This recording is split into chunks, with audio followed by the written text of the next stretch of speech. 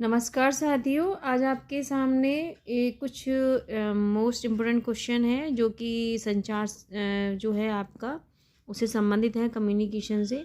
तो हम कुछ क्वेश्चनों को पढ़ लेते हैं। और सबसे पहला क्वेश्चन देखिए जी कि जब संचार इच्छानुरूप किया जाता है तो इसका अभिप्राय क्या है। यानी कि जब इच्छा के अनुरूप होता है ये संचार, तो प्रेषक संदेश प्राप्तकर्ता के व्यवहार को इच्छानुरूप प्रभावित करना चाहता है। प्रेषक क्या करते हैं? प्रेषक होता है आपका जो संदेश को दे रहा है। ठीक है, प्रेषक यानी कि जो संदेश को दे रहा है। प्राप्त जैसे आप इसी यूट्यूब वीडियो पर मान लीजिए, जैसे प्रेषक हो गई मैं और संदेश प्राप्तकर्ता हो गए आप। ठीक है। सेकंड क्वेश्चन है कि निम्नलिखित में से संचार किसके हस्तांतरण और समझने के संदर्भ में होता है। तो किसके संदर्भ में होगा? ये हमारा अर्थ के संदर्भ में होगा। थर्ड क्वेश्चन है निम्नलिखित में से किसको संचार का संदर्भ कहा जाता है। तो क्वेश्चन इसका आंसर है बातचीत के लिए भौतिक और मनोवैज्ञानिक वातावरण। अगला क्वेश्चन है निम्नलिखित में से कौन सा बर्लो के संचार का रेखिक मॉडल है।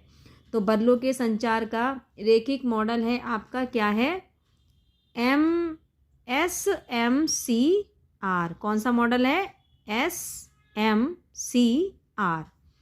अगला क्वेश्चन है किस निम्नलिखित में से किस विद्वान ने कहा कि लोग केवल संचार के माध्यम से एक दूसरे को स्वयं को जानते हैं। ये किसने कहा है?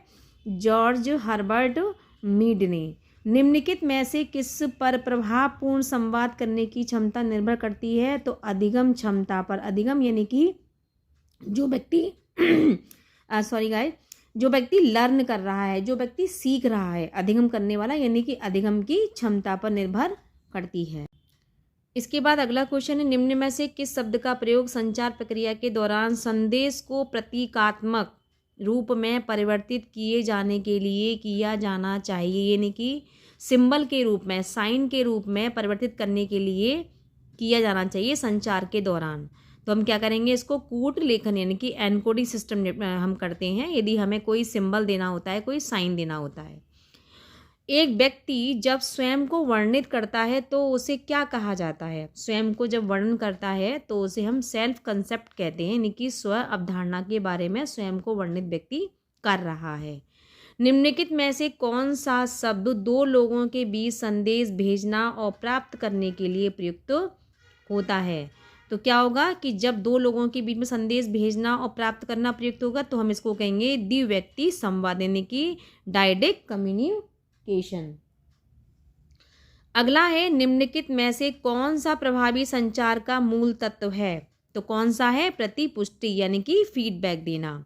जो लोग अपनी भावनाओं की अभिव्यक्ति सरलता, स्पष्टता से, उन्मुक्त भाव से करते हैं, उनके लिए निम्नलिखित में से कौन से शब्द का प्रयोग किया जा सकता है। तो ये हमारा स्वीकारात्मक आ जाएगा।